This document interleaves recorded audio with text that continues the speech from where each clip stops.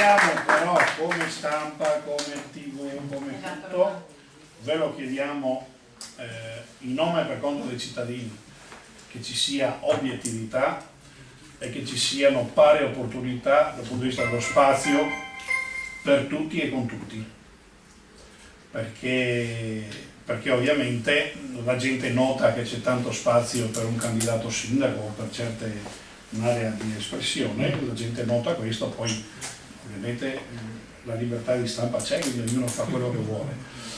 Noi comunque i voti li prendiamo e vinceremo nonostante tutto. Io spero che comunque ci sarà spazio per tutti, perché è giusto che ci sia lo spazio per tutti in quella che è definita normalmente dal punto di vista elettorale. Come... no, basta.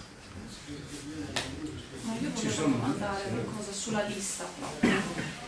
Mi pare che l'anno scorso si diceva che era una lista, diciamo, formata da pochi portogruaresi, prima accennavi tu che invece sì, quest'anno avete lavorato... Sì, ce ne saranno un paio da fuori ma che comunque lavorano nel territorio, quindi sono comunque di fatto sempre nel territorio portoguarese. La volta scorsa erano 12 di Portogallo e 8 da fuori, adesso sono 18. Tutti che lavorano e che comunque vivono nel territorio. Tenete conto, scusa, sempre su questo riguardo, ed era un passaggio che ho dimenticato e ti ringrazio, che sempre in modo squallido hanno soprattutto i nostri concorrenti detto che noi eravamo gente da fuori, che anche se eravamo la maggioranza da dentro, il giorno dopo che ha in modo comunque democratico vinto le elezioni, c'erano assessori che non c'entravano niente con Portogallo, esatto, gente che non ha avuto né il voto elettorale dei cittadini, ma soprattutto che con questa città non c'entrano nulla. E quindi lezioni da gente di quel tipo ovviamente non possiamo prendere.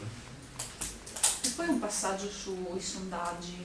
Ho sentito appunto che ci sono questi sondaggi anche da parte del centrodestra che, diciamo così, danno per vincente al primo turno, si parla addirittura del 52-55%, sono risultati, sì, sono dati che... Allora, un conto è la simpatia della persona o la conoscenza della persona, che ovviamente Bertoncello è qua da 20 anni e lo conoscono. E la stessa cosa che quando abbiamo fatto il sondaggio sulle regionali, ovviamente, o a livello nazionale, scusami, Berlusconi ha una conoscenza, una simpatia del 70%, ma Berlusconi che è PDL prende il 38%, allora prende il 70% dei voti o il 38%, il conto è la conoscenza, il conto poi è il voto reale. La conoscenza di Bertoncello è superiore al centrodestra, ma poi il voto, che è quello che ti fa vincere, cambia tutto. Quindi voi avete chiesto... Noi abbiamo fatto i voti, sì, cioè i numeri che servono per andare su, non la simpatia, la conoscenza o le stupidate che può raccontare un candidato. Il centrodestra vince a una buona forbice di vittoria. Ma a tal proposito, visto che appare per scontato che dalle elezioni regionali la Lega si confermerà primo partito. Esatto, pensate che questo risultato possa riflettersi anche a Portogruaro oppure c'è ancora da lavorare? Senz'altro si rifletterà su Portogruaro, nel senso che noi ci riprenderemo i voti nostri che la volta scorsa, soprattutto per le tante liste civiche, non per le questioni interne che abbiamo avuto, ma per le liste civiche, abbiamo avuto un drenaggio forte di voti.